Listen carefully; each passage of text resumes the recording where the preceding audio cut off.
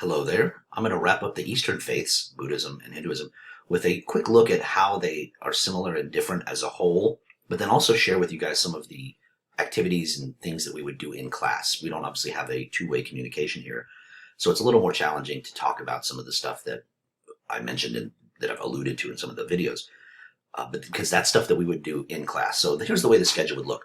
On let's say Monday, I would give students something like this. That's an introduction to the faith so that they have a ground floor understanding of the basics before I start the notes, which, by the way, my notes would be on Tuesday for a class period, maybe 30 minutes, 40 minutes. So there's not nearly as fast, and there's a lot more time for the students to ask questions, answer the questions, discuss things, share their prior knowledge, share what they understand about it, things that they misunderstand. So obviously in a classroom setting, it's much better. Well, we start off with, or I would start off with a reference article like this, where students get a copy, they get to read through it, they can highlight it, and we talk about it. It's not something that we would read out loud one by one together, but it would be something that they read and they get to process and think about in their own way. And then on the day that they're reading this, we pause every now and again and talk about, perhaps they have a couple of minutes to read about the Siddhartha's life, Buddha's life, and then they continue reading and they make notes and stuff about the Buddha's teachings. So they get a chance to read in an academic way more about the faith before we even dive into the notes. So some of the stuff that the notes are structured in such a way that we highlight these things and they can see some of the examples in the notes as opposed to just this dry academic sense. So from there, we might have more after we've done the notes on Tuesday, then maybe Wednesdays, because people are curious about, well, what do they believe about life after death? How does reincarnation work? Things like that. Then we actually have, similar to a Socratic seminar, they get to read ahead of time. It's nice if they do it at home, but they don't always do homework. So they get a chance to read about some of the specific beliefs, not just here's the history of the thing. Here's one of the particular beliefs. Why do they believe in life after death? What is it? What are the terms? So we see nirvana or enlightenment. These articles break it down for them so that they can try to contextualize this in something that they already know, because most people have a frame of reference of heaven or hell. Well, so how does this look for Buddhists? And that's just one example. So life after death for Buddhism. We do other stuff like what does Ramadan look like for Islam? How does that work? So we try to highlight some of the specific beliefs and what it means for the faith, not so much a rationalization of why they do it, but an explanation. Here's what they believe. And that way students have a chance to, again, kind of deepen their understanding of the religious faith. And then at the end of the study, so that would be like Wednesday, Thursday, we're doing those kinds of things, articles or discussions or whatever, video clips, video explanations.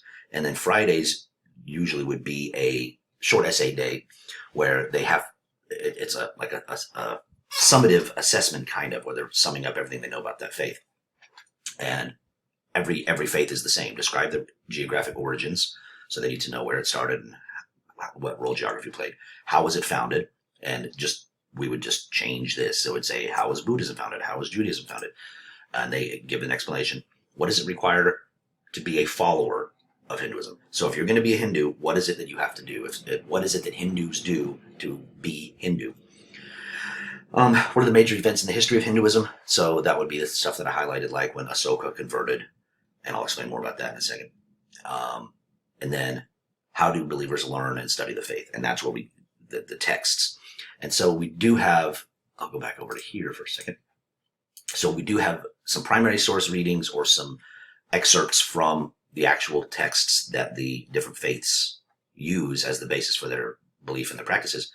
And so the students would get a chance to read through this. And again, this is more of a Socratic seminar thing. This is happening on that Wednesday and Thursday, typically of the week, where they can read words from the founder or from important figures in there so that they can, again, further deepen their understanding of what it means to be a practitioner of this faith.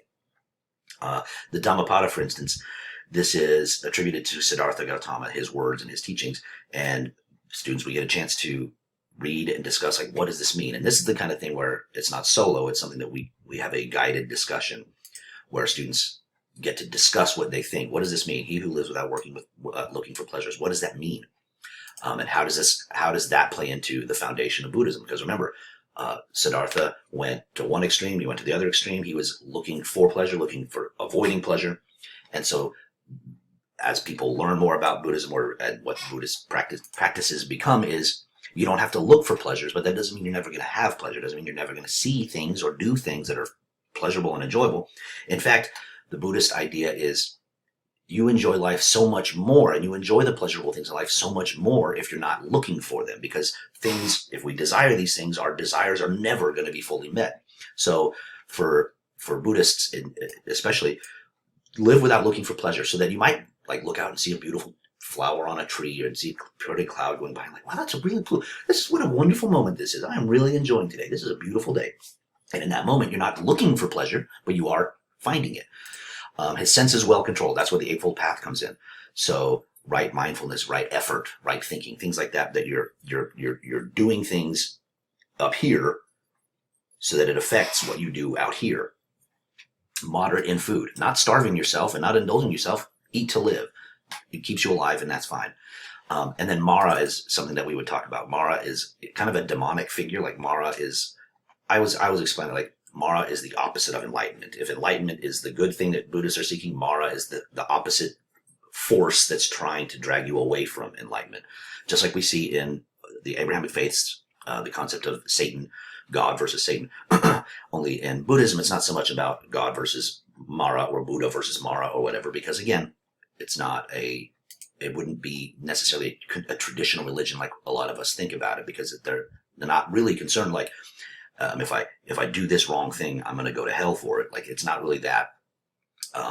It's more about what are you doing now, and there's forces around you that are trying to keep you from enlightenment, trying to get you off the path. And so that's the Buddhist conception there with Mara. So they would read through this, we would talk about it.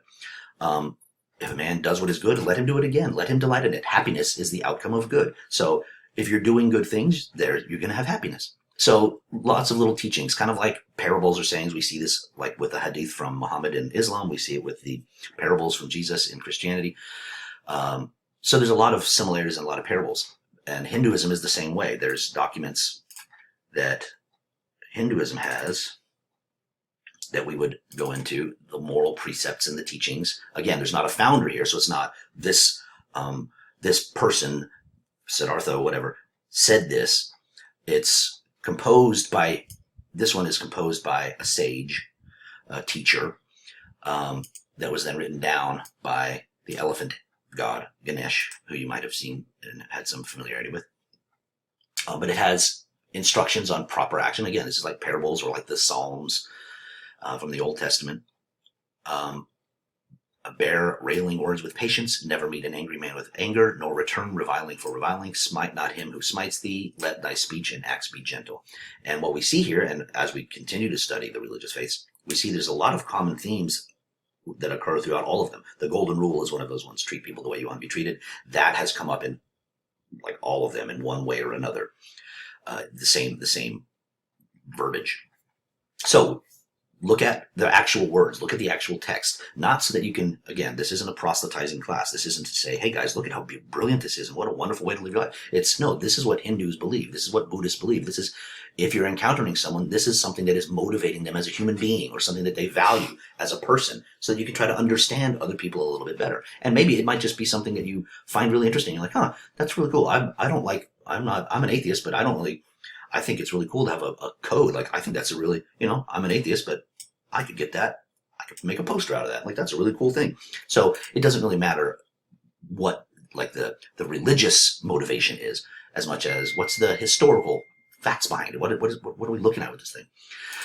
So they've learned and done all this stuff. They did this, and then we get into a quiz, which I'm going to kind of roll through real quick because we don't really have the time.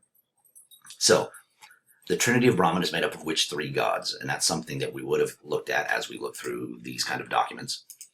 So pause it here, see if you can figure that out. I'm going to pause it here and give you a moment, and then I'll unpause it. Are Brahma, Vishnu, and Shiva. And so for Hindus, Brahma is the creator, Vishnu is the preserver, Shiva is the destroyer. Birth, life, death. So that's that question. That's something we would talk about and go through these images. Then, which one explains why Hinduism didn't spread outside of India? How come mostly Hinduism is found in India, because it's an ethnic religion. You're generally born into it, especially before any other faiths came along, Judaism or Christianity or Islam, Buddhism. Before they were around, if you were in India, that was like the only faith there was. So you were born into it. But it also is very closely tied with the caste system, which I'll talk more about in a second. But it's not something that they go out door to door trying to convert people to Hinduism, because again, everybody has an individual path that you should be following to try to unite yourself with Brahman, the ultimate existence. So there's that, but also there's a geographic component as well, which I mentioned previously. And India being a subcontinent, they got ocean all around them. They got mountains all around here, and they got river valleys over here. So they're kind of isolated geographically, not completely cut off, but they're kind of isolated geographically, which also means they're not coming into contact with other places. And so Hinduism generally wouldn't leave there, and it also wouldn't have other things coming into it. Early on, I'm talking about early in the history. So there's that. What's the samsara, moksha, and karma? Samsara is the transmigration, the birth, life, death, rebirth, life, death. Moksha is when you rebirth, life, death, and then you're released from it eventually. You get out of the cycle. And karma is what determines it's your cause and effect, where are you going to go in your next life. So then the caste system isn't something that I talked about. I'm going to pause a couple of times, but the caste system is represented like this pretty nicely. But also if you think of it like a social hierarchy, a pyramid, where you have a small group of people at the top, and then the groups get larger as you go down. It's their social structure. Or has been, I should say. It's not officially part of Indian law anymore, but it's with a very ancient culture like that. It's going to be something that you still find. So it is with the Brahmins, the priests, and the teachers, the people who are higher along the cycle and closer to moksha, and then the kshatriyas, that everybody has a role to play. So warriors, you actually have a role to play, that your job is to be a soldier. And it's not like you're killing people and that's a bad thing if that's your thing that you're supposed to be doing, because transmigration of soul is not actually killing someone. You're not destroying their soul. You're just giving them another body, to put it very simply. So Brahmins, kshatriyas, and then vaishyas are what we might say more like the white collar workers, and then the shudras are the blue collar workers. That might make sense to us.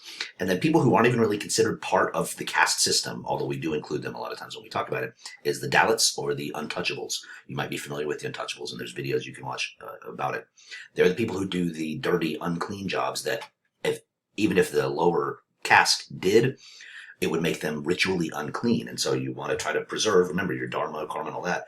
So the Dalits are the ones who do the low jobs. So this is the basis of the structure, which is another reason it's not something that Hinduism isn't something that spreads a lot, because it's tied together with their social structure. And it's also a reason why Buddhism was intriguing to people. Like, how do you have something you're born into as a Hindu and it's your whole social structure? Well, how would you convert to Buddhism? Well, because Buddhism, especially down here, Buddhism says it doesn't matter where you're in society. Like this hierarchy isn't important, because you as an individual are individually responsible for getting your own enlightenment. Whereas in Hinduism, it's you as an individual, do the best you can do at what you're doing here, so that maybe you get this much extra, this much better, and then when you're reborn, you're that much ahead, and then you just try to stack up the cosmic credit. There's that. And then Hinduism originated in the Indus River Valley. The Hindu texts, the collection of them, the Vedas. The difference between Brahman and Brahma. Brahma is one of the lowercase g gods. Brahma, Vishnu, Shiva, one of the Trinity. And Brahman is the ultimate existence. They shouldn't be confused. And then also Brahmin is the priest class. Holi and Diwali, those are the two festivals. The festival of lights and colors. So color, light. And then the major components of the Eightfold Path, karma is not one of those. Eightfold Path is the pathway that Siddhartha was teaching, the middle way to achieve enlightenment, and that requires wisdom, moral discipline, mental discipline, among others. How did Buddhism spread? This is the big thing. I mentioned Asoka converted, and so then the subcontinent did, and then monks traveling along the Silk Road were spreading the Buddhist teachings. Then these are pretty straightforward that you can get, and I'm out of time, so I'm going to wrap it there, and stay tuned for Judaism and the beginning of the Abrahamic faiths and the Western religions.